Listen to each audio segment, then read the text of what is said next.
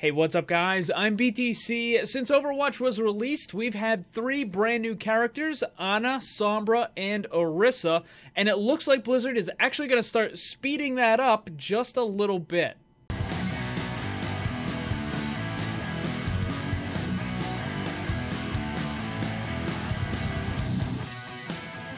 In a few recent interviews, Jeff Kaplan has been talking about how many characters they're going to have in Overwatch, how they go about designing them, and how often we can expect to see a new one. Now, if you're new to the channel, make sure you subscribe so you'll always get the latest and greatest info on all the new heroes and maps and everything else in Overwatch. So exactly how many heroes does Jeff Kaplan think should be in the game?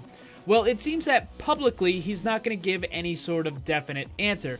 Anytime he's asked about it, he always seems to dance around the question a little bit. Now, I'm willing to bet that privately there is a number that Blizzard plans on getting to as the end goal for how many characters should be in the game. I think it's going to be a lot lower than some people might have originally thought. So this is what Jeff Kaplan had to say about it. I don't have a number in my head. It's funny because when we first came up with the game concept, we had a really huge number in mind. And then we kept shrinking that number, and now we're more evaluating things almost like an evolving process. Each hero that comes out makes us evaluate how much time it should take for the next hero to come out. I really do feel that we should not be in a mode where we're shooting to have one hero a month or something like that. I think we need to take a step back from hero development in Overwatch and really evaluate what it does to the meta, but also there's some other factors. Now I'm going to stop for a second because I want to clear something up and make sure that you guys understand what Jeff Kaplan is talking about. Whenever he talks about the meta in Overwatch, he is not talking about the pro tournament or the high skill competitive ladder like Diamond, Master, Grandmaster, and Top 500. That is not the meta that he's talking about. He considers that to be the fake meta. He's actually said this in the past. For Jeff Kaplan, as far as he's concerned, the real meta in Overwatch and the only character picks that he actually cares about is what casual players will pick in quick play or at the very bottom of the competitive ladder. I'm talking bronze and silver ranks in the competitive ladder. That, to Jeff Kaplan, is the real meta. Alright, so he continues with, one of the factors is our time and attention. The more heroes we add, the less attention we're giving to the existing 24 heroes that are already out there. Then also, I think there's something that's really valuable in the player affinity for a hero. That has to do with how the hero looks, the backstory, their relationships with other heroes in the game, and I feel like the more heroes we add, the less we can invest in each hero that already exists. So I would like to see hero development not go any faster than it currently is, and maybe over time even slow down somewhat. I want each hero to feel like a really special event where you get so excited they fit in, and once they're added, it feels like they were always meant to be there. Now he says they might be slowing down at some point in the future, but for this year at least, it's actually speeding up a little bit. We already have Orisa, and Blizzard has said that we can expect another 3 heroes later on this year. So here's hoping that we get Doomfist next. Jeff Kaplan also talked about how they handle creating a new hero. They actually start with where the character will fall within the overall storyline of Overwatch, and after that, they work on actually creating the abilities and balancing. They definitely learned their lesson from the Sombra fiasco, and now they plan on keeping characters a little more toned down so that players don't get overexcited and then end up disappointed.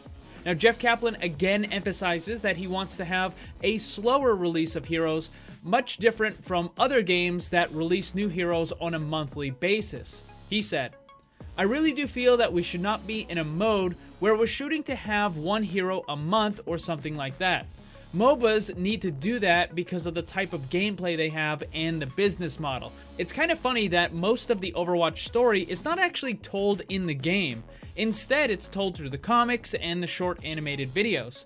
The most recent patch did give us the Uprising event, and while it was definitely a very well done PvE game mode, it barely did anything to tell the story. In fact, most of the stuff that we know about the Uprising event itself came from the comic that was released before the event.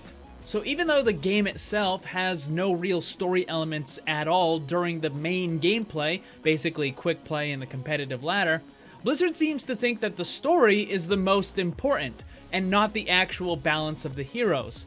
That's probably why more than half of the character roster is considered completely unviable in any sort of high-level serious competitive play. Now you might think that adding a lot more characters would make balancing the game harder, but it could actually have the opposite effect. Now, given how badly Blizzard has handled character balancing so far, I don't think that they will ever get this game properly balanced. However, if enough characters with enough variance to their abilities are added to the game, it might end up actually balancing itself. What I mean is that with a limited hero pool, certain strategies are going to be far too strong for other stuff to work.